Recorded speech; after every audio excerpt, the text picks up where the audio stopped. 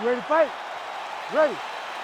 All right, round one of this stand-up-only fight is underway. A friendly reminder of the rules set, not a whole lot of them, but you can't grapple or wrestle at all, and if the fight does hit the canvas, no follow-up strikes permitted on the ground. Got tagged a couple times. Nice combo up top. Trying to establish that jab once again.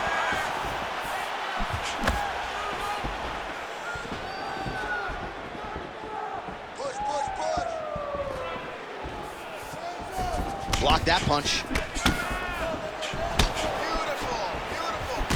Oh, how good is that jab by Tai Tuivasa?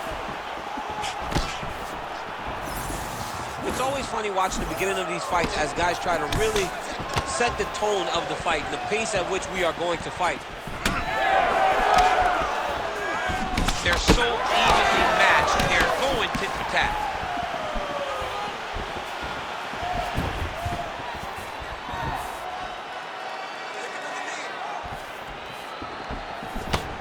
That's good defense to block that punch.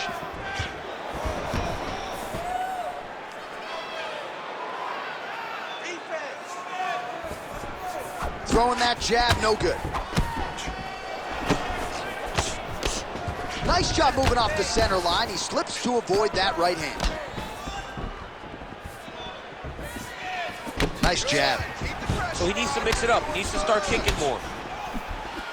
All right, so he continues to use his jab effectively here, DC. He gets that hand to the target pretty quick. I mean, just right away, blasting the jab after jab after jab. He's a phenomenal boxer with a vast understanding of fighting behind an educated jab. Keeps going back to that jab, keeps throwing that jab, but unable to land. Tuivasa's nose is bleeding now. Looks to be cut, perhaps there on the bridge. You wonder if the offensive fighter is going to start to get frustrated here. Most, if not all, of these shots are getting blocked. They're getting blocked because he's fighting one of the best defensive fighters in the UFC. Try to establish that jab. Lands a jab.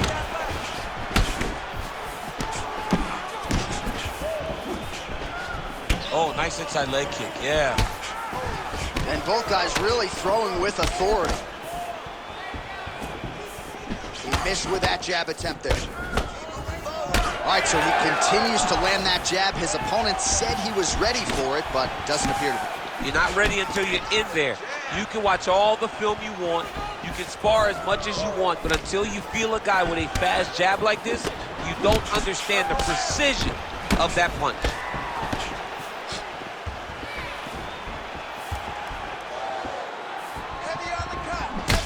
Well, we got a lot of blood now, ladies and gentlemen. I think my mother just turned off the TV, but every time that area gets targeted, that cut is getting worse and closer, theoretically, to the end of the fight. Yeah, and, you know, when you got a person like this in front of you that is so good at what they do, when you are bleeding like this and the work is showing, you got to try to find a way to stop them. He needs to try to get a takedown or something, because the more he's standing, the more he's going to have to deal with this cut, and now all the blood that's coming from the cut. All right, well, I'm no doctor. I'm not going to diagnose a broken nose, but a huge cut on the bridge, and his opponent continues to attack it. Continues to attack it as he should. He did the damage. He was the one that landed the shot that opened up that cut. Now he's got to make his opponent pay for it. He was a bit lax in the defense, and now he's got that massive cut on the bridge of his nose.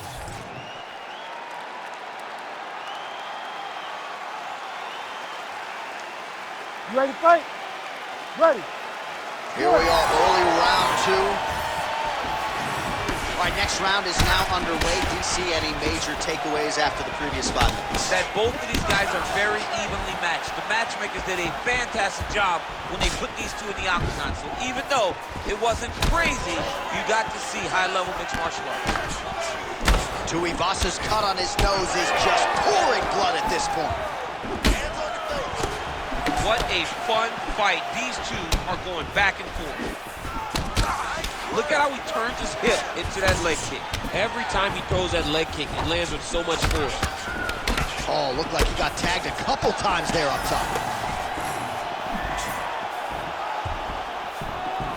Lands a quick jab.